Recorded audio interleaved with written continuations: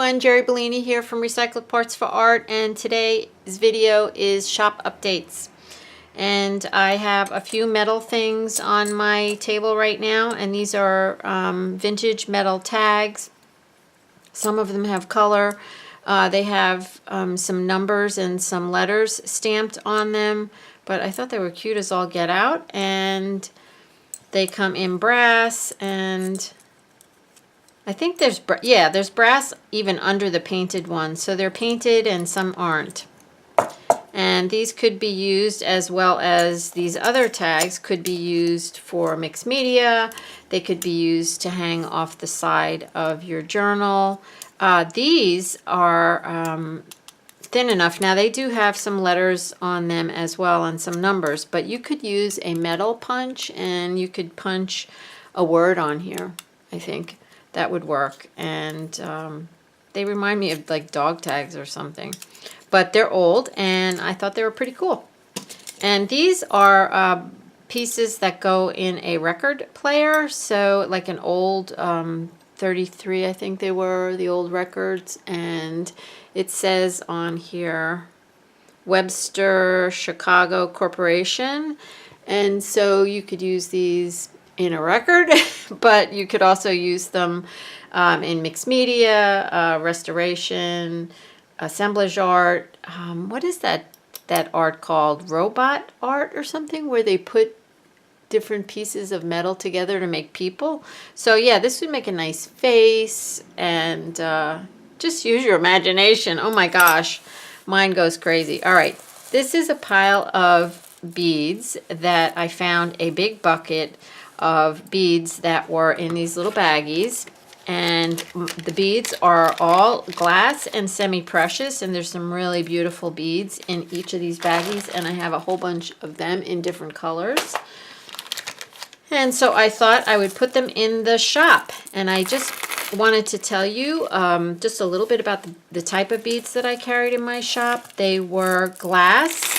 They are not plastic, and they came from all over the world. They did not come from China. We used to have vendors come to the store, and I would shop their truck, and they would actually travel around the world and bring the beads back. So there's some vintage beads in here, as well as Czech beads. There's also Japanese beads, and again, like from all over the country, all over the world. All right, this is pretty exciting, this next thing. I thought these were really cool.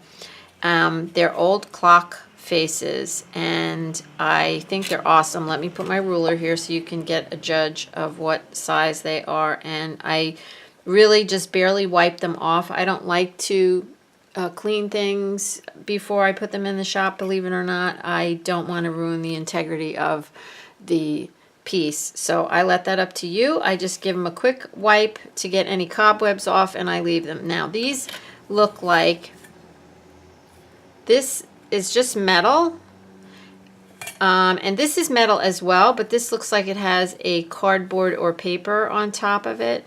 So interesting how some of them have, I have quite a bit of watch clock faces here, and some of them have like a cardboard glued down, and it's pretty glued down pretty well. And some of them are just the clock imprinted right onto the metal piece, and this one looks like it's just metal, and these three look like they are, I'm gonna say, cardboard. Okay, but they're pretty cool, right? And they're about 4 inches.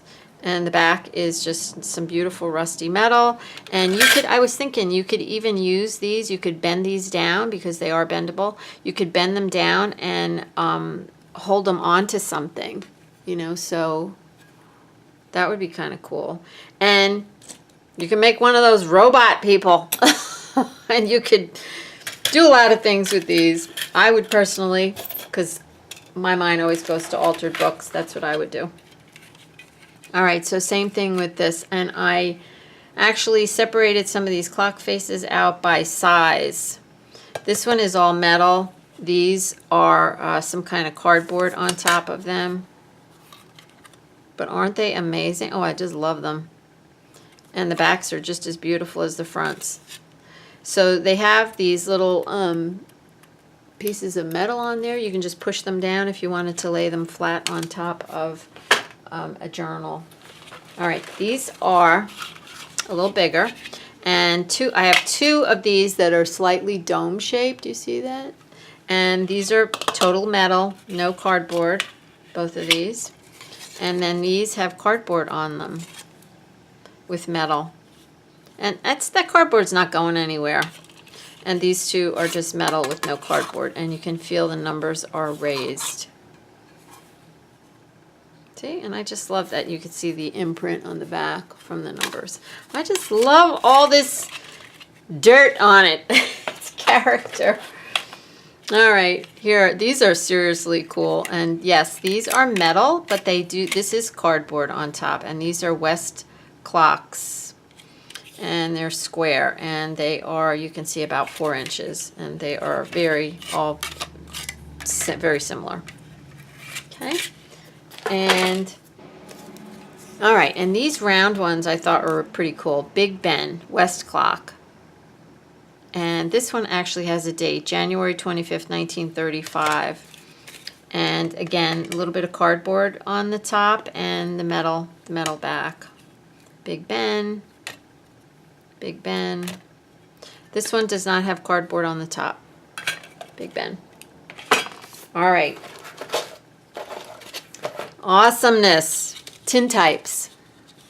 And if you don't know what tintypes are, they are old photographs that are on tin.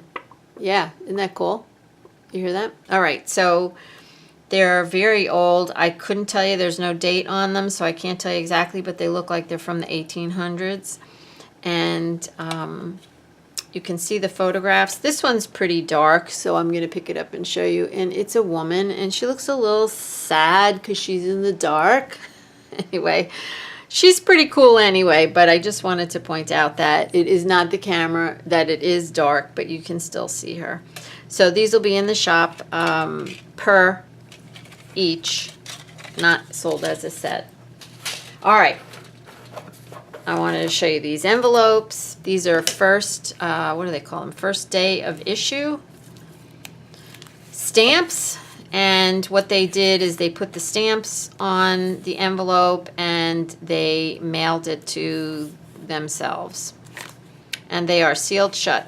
And I would love to see them in an altered book, as a page in a book, or you could fold them in half and use it like that as a page that way.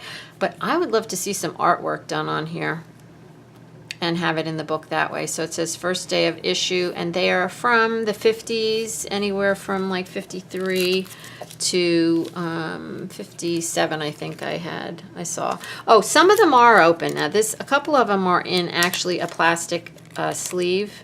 They came to me that way. And they were never sealed shut, and they have a card inside of them.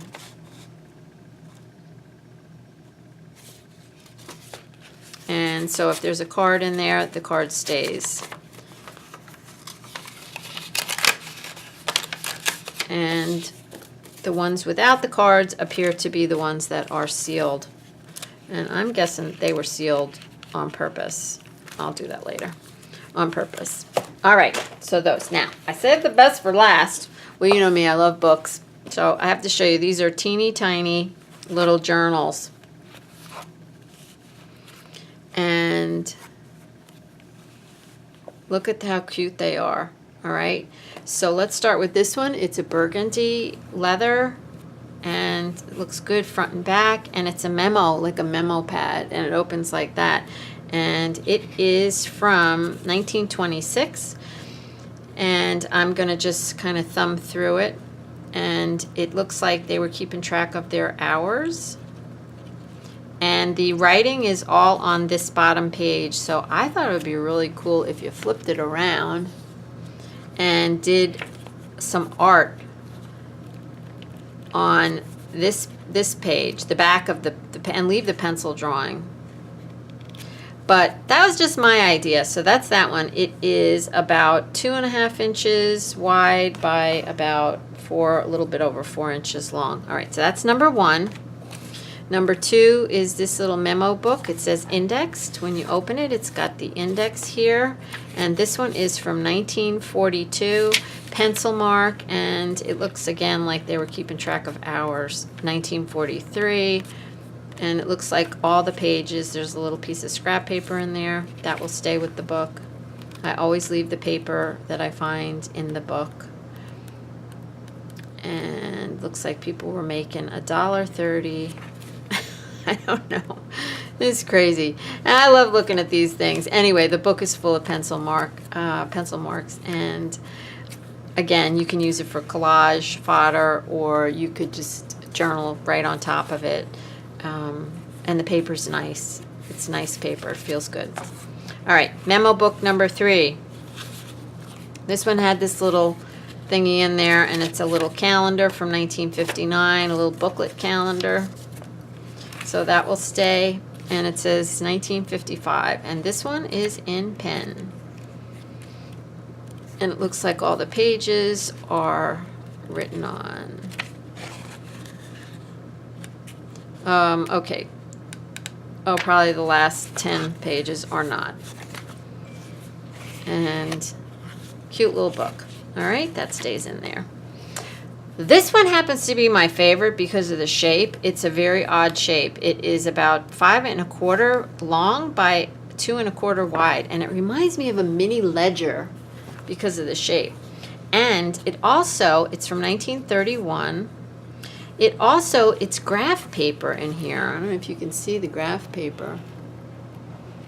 And I just love it. You see, I just love the dirty on the end. On the edge and everything. The paper feels pretty good, and it's all pencil, and it looks like they were keeping track of their hours. It's got a stitched in binding, which is in good shape, and it's really cool. And the back of the journal is nice too. Everything looks pretty good. I like it. If nobody wants it, I'll keep it. Anyway, this one is Pennsylvania Farm Bureau Cooperative Association, Harrisburg, Pennsylvania, 1956. And in the beginning of this book, it's got little bits of information like how to save a life, survival, 6 survival secrets, 5 keys to household safety. This one is distances between American cities, kitchen weights and useful information. 1 cup of sugar equals 1/2 pound. It's really cute. Metric and decimal equivalents of common fractions. Wow, I could use that. Weights and measures, populations of cities, blah, blah, blah. So it's got, quite a few pages like that in the beginning of the book. Then this first page is written on in pen. And after that, it is a calendar, January, February, blah, blah, 1956, and the whole thing. Okay, the whole thing, except right here, I just spied that. That has donations and doctors. $9 for the doctor. Holy mackerel. Okay, anyway, so the rest of it is empty. Just waiting for you to journal in. And a little bit of a different kind of paper in the back. It looks like cash something. So there you have it, guys. Just those few things, and that's it. And I hope you enjoyed this, and I hope you have a blessed day full of love and recycled art. And until next week, I will see you again. Bye.